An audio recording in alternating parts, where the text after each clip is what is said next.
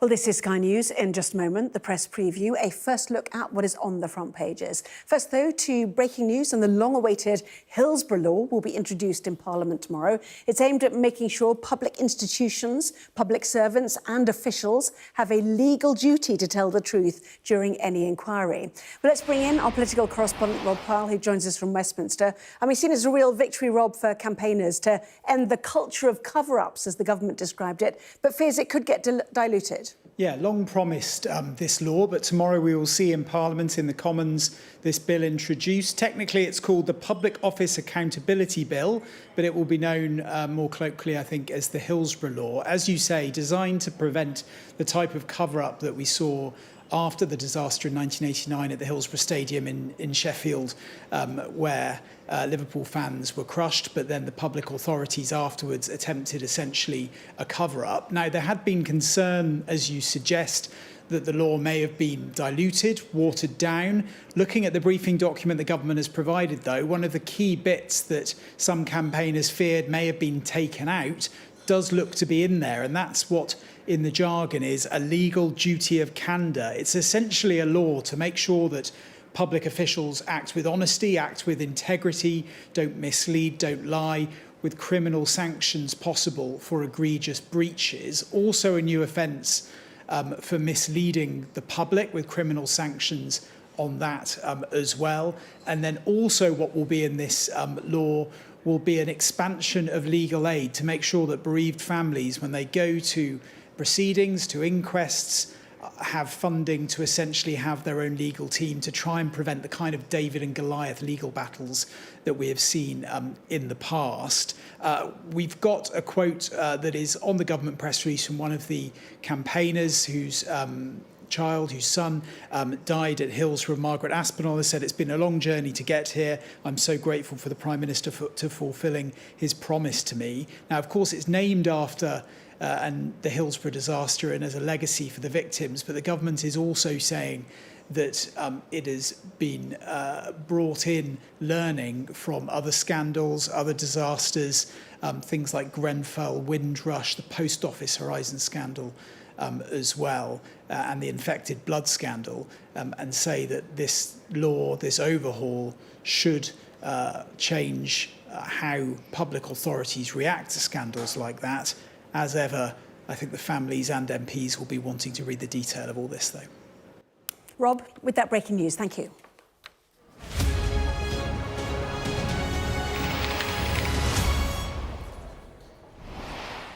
Well, hello there, you're watching the press preview, a first look at what is on the front pages. Time to see what's making the headlines then with the broadcaster and commentator, Andreou, and the former Conservative Special Advisor, Salma Shah. Welcome and great to see both of you. Well, lots to discuss, as we will see from the front pages. Let's kick off then with the Metro, which reports one of the Prime Minister's most senior aides has had to resign after sending sexually explicit texts about independent MP Diane Abbott. The Guardian with the same story, describing it as a crisis for Sir Keir Starmer. The Eye writes the Prime Minister is fighting for his future after he spoke publicly for the first time about sacking Peter Mandelson over the US ambassador's relationship with Jeffrey Epstein. The Times also carrying that story, its headline, Mandelson emails add to pressure on Starmer. Meltdown is how the Mail describes the current scenes in Downing Street.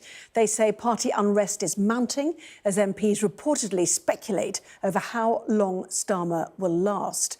Well, some relief for the embattled Prime Minister, however, from an unusual source, The Telegraph, reporting that President Trump will go easy on Keir Starmer during his state visit. Meanwhile, the Financial Times leads on calls by US President Trump for American companies to stop reporting quarterly results, but join China in publishing figures just twice a year. The Mirror reports the Hillsborough Law will be introduced in Parliament, meaning public officials have a legal duty to tell the truth during any inquiry. Front of the Express, retailers warn the Chancellor against hikes to Christmas food prices. And Prince Harry features on the front page of The Star. He says that despite how he's often portrayed, he is happy with his life. So let's talk more then to Alex and to Salma. Welcome to both of you. Goodness me, not yet 500 days into office, and Starmer will not be liking that set of headlines. Alex, why don't you kick off? Starmer fights for his future, crisis for PM, meltdown. How serious is it for Sir Keir Starmer? I mean, it's serious because he shouldn't be in this position with that big a majority and so early on in his term. That, you know, that's just a fact. And the problem is that all these stories come back to something at the heart of them, which is poor political judgment. So I think the focus has been very much on what he knew and when. I think actually that's a side issue. The really core issue is the fact that he appointed Mandelson in the first place. You know, the fact that he doesn't have that spidey sense tingling in him that says political danger here. And that, I think, is why a lot of his backbenchers are worried, which is creating a lot of tension among the various factions which exist, you know, within a big church party like Labour is. And, you know, he's in real trouble. No one should be talking about a prime minister being replaced a year into their tenure with 400-something MPs. But if it hadn't been for some of the Treasury decisions right at the start of Labour in power, the winter fuel allowance, for example, you know, welfare changes, the budget even, one might argue, would this matter as much? Is it because of that underlying bubble of discontent because of those decisions that this hits sort of crisis point from what the papers are saying? I don't think it's necessarily. I don't think you can separate those two things out. I think this would have been a story in any case, but whether it would lead to the kinds of tensions that you're seeing where you're talking about replacing a prime minister, I think that would be definitely, you know, it would be cooler. The temperature would be cooler around Starmer. So I think this by itself is an interesting story and does, you know, call into question the prime minister's judgment. And as you said, I don't think I could put it better. That spidey sense that you're supposed to have when you're in politics, you know, where is that? But you're right. The whole sort of framework around some of the economic decisions, the ineptitude around the politics of winter fuel payments, etc., that has added to this sense that this government cannot get back on a stable footing, and it is not being able to balance the shifting sands underneath it. And frankly, there is just no strategy here about how they're going to get themselves out of this or where they want to be or what the positioning is. And so what you're seeing on the front of the I paper, and many papers, not just left-leaning papers, right-leaning papers, is this sense that it's all falling apart. And really, the Prime Minister is scrambling for his political life because we are still talking about Andy Burnham, the King of the North, you know, potentially already being touted as a new leader. And, you know, actually in the front of the I it says... Lucy Powell in the running to be deputy leader, exactly. And it's interesting that the I does say that Labour people that they've clearly spoken to are dismissing Andy Burnham as a replacement and calling it a fantasy. But, you know, it's also saying this is the fortnight from hell for Starmer and it's continuing. So this is not just a really bad set of headlines that you want to get over. This is actually really quite critical for him, his authority. And if enough Labour MPs start getting, you know, worried about this, what does this actually mean for his agenda in government? Can he start getting things through? Will he be blocked? Yeah, and in terms of the internal workings of Downing Street, another aide has gone, a senior aide, some describe it as Paul Ovenden, quit as the Prime Minister's Director of Political Strategy. From what you're saying, maybe a replacement is a good thing anyway, but who knows? Over lewd jokes made at a party about the Labour MP Diane Abbott, you know, several years ago, 8 years ago. It just shows that things come back to haunt you in politics, don't they? Yeah. Effectively. But this was all, we saw the reset only 2 weeks ago, and look what's happened since. Yeah, and who briefed these screen grabs of messages to ITV 8 years later? You know, again, you get that sense that there are internal battles going on that shouldn't be going on again so early on in the term, you know, with such a large majority. The government should be able to control the narrative. It really does have at its disposal a powerful machine and the biggest platform in the country.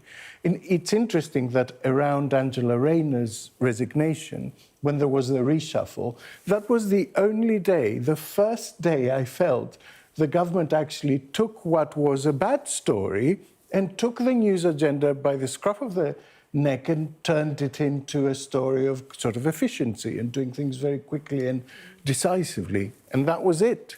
From the next day, we went back. Yes, exactly. Well, that was the left-leaning papers as you described them. Right-leaning, Daily Mail, meltdown. Key number 10, aide quits. PM says he did know about Mandelson Epstein emails, although he said the detail that he read on was Wednesday night, which is why he took the decision on Thursday. Party unrest mounts. And in the meantime, we go to the Daily Telegraph, which conflates two big stories of the week. Trump to go easy on embattled Starmer. I mean, we've got the US president who's going to give him an easy ride because he can see his mate across the Atlantic's in trouble. I mean, who knew it would come to this on the eve of the visit? This is really quite extraordinary. But I have to say, very diplomatic of President Trump, who's not known for his diplomatic skills, generally speaking.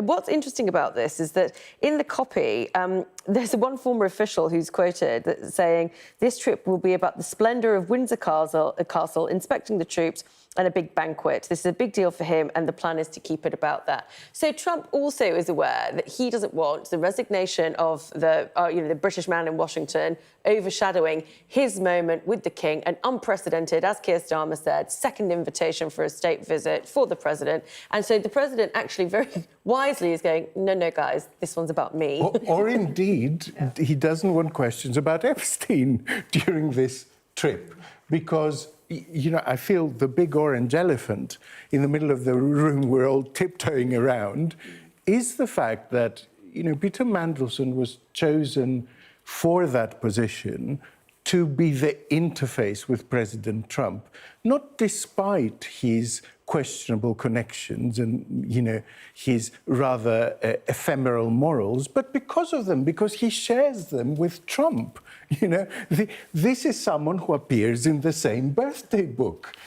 And so I think this is somehow being overlooked, and a lot of the people jumping up and down and saying, how could you let someone like that be appointed ambassador to the US, will turn around in the next breath and praise Trump.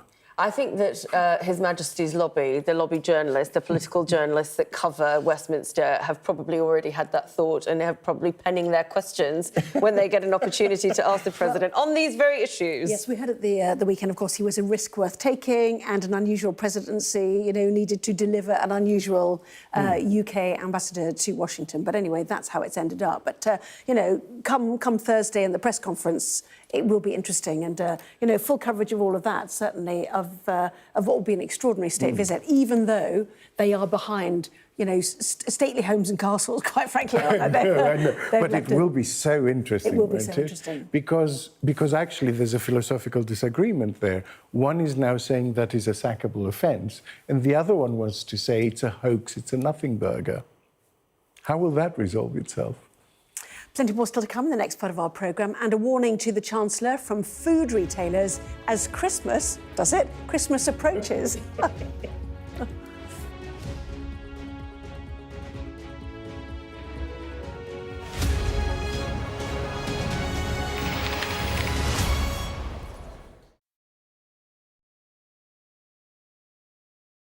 Some very familiar faces. Go ahead. Mr. President, what can our Prime Minister say to you about Sky News? That's him. He called you Daddy. In the back. We are Ready and waiting for you, President Trump. Next question. So can I ask you, sir? Don't miss a moment of President Trump's historic second state visit to the UK as we bring you live and continuous coverage. Did you find it exciting? Get the full story first on Sky News. A lifeline for millions of people living on both sides of one of the most volatile international borders. It's dams like these that have become inflection points between the two nuclear-armed neighbors, which could potentially lead to water wars in the future. A terror attack has shattered the peace and tranquility of Kashmir. At least 26 people have been killed and as many injured when militants fired upon them. I'm Neville Lazarus, and I'm Sky's reporter based in Delhi. The old and young, all weary after being trapped for days as the worst floods have hit Kerala in a century. 3 days we are on a rooftop. They have no food, nothing. The roads have been inundated. The only way out is to get people by boat. There have been reported deaths and many injuries, several critical. Many families will grapple with the unimaginable loss of one of the worst disasters in India's aviation history. The spiraling violence between two nuclear-armed neighbors that harbor decades of hostility just seems to be getting worse by the day. Garbage dumps like this not only threaten the lives of millions of people, but also pose a deadly consequence on the environment and climate. It is a source of death, decay, disease and pollution for hundreds of thousands of people living in its shadows. There is so much disease because of this garbage. Sometimes it's so difficult to just breathe. Companies like these are helping India in its trajectory to be a serious player in space exploration. Over the next 45 days, an estimated 400 million Hindu pilgrims are expected to converge here in Prayagraj on the banks of the holy river Ganga and Yamuna. It's a real kaleidoscope of people from all walks of life. I'm David Blevins, and I'm Sky's senior Ireland correspondent. I've spent 30 years reporting the journey from conflict to peace. The end of the political stalemate, the start of a new chapter for Northern Ireland. Catholics and Protestants now facing the same threat. If we both contract COVID-19, religion's nothing. Sky News, the full story first.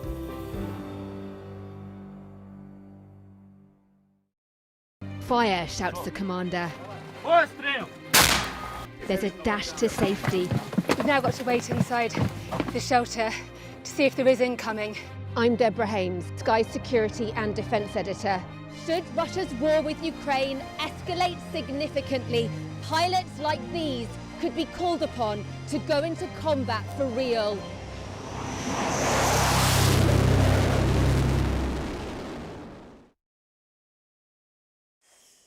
Well, welcome back. You are watching the press preview. With me once again, broadcaster and commentator Andreou and former Tory advisor Salma Shah. Welcome back to both of you. So let's go to the front of the Times. They are leading on Mandelson emails and pressure to Starmer. But another pressure, of course, is being driven by reform and the resurgence of reform, including that significant news today that Danny Kruger, previously the Shadow Work and Pensions Minister, has defected to reform and will help them prepare party for government, Salma. Yes, and this is going to be a bit of a blow to Kemi Badenoch, the leader of the opposition, but she's quoted here as saying that she's not going to be blown off course by this.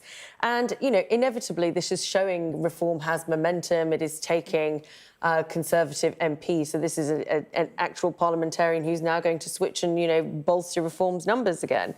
But there is something interesting that is going to happen within both party movements, which is Conservatives who would have backed Danny Kruger as a Conservative, will they still support him in the constituency? Will he still have, you know, the not insignificant support that comes with being part of a mainstream party?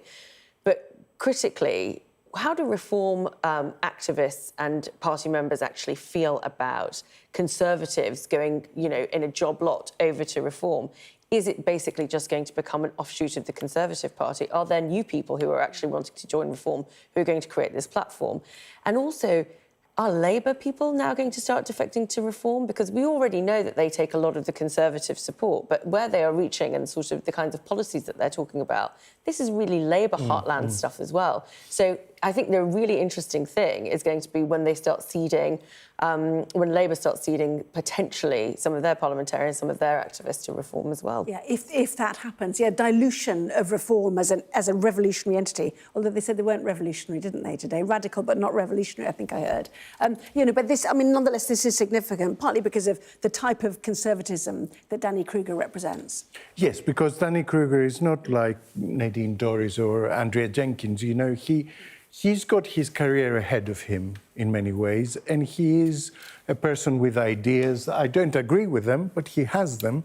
And so this is significant, I think, both because of the person involved, but also as a trend. I think Salma is right. We're not there yet, but there will come a tipping point where reform will begin to look like the Conservatives just ran off stage and came back on with one of those comedy glasses and moustache and said, hello, we're a new party now. And that can hurt them.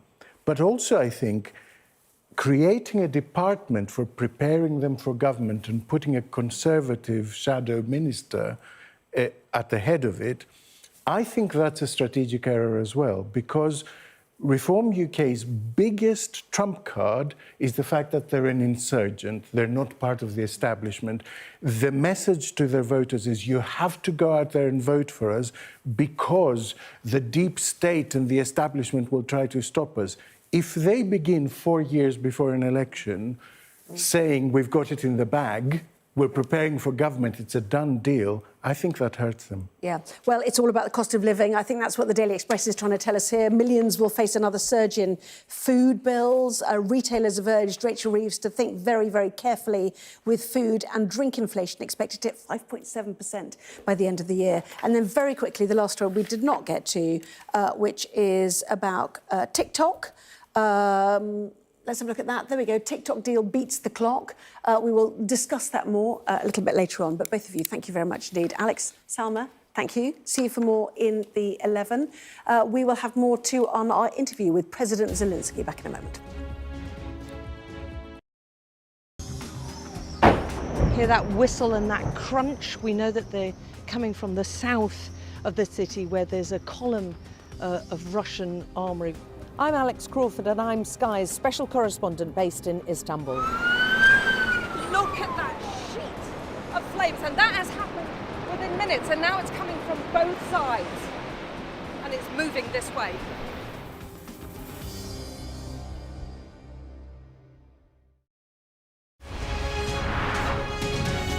Our app gives you the very best of Sky News wherever you are. Breaking news, videos, analysis. Up at 6%. Podcasts, watching us live. Joins us live. All in one place.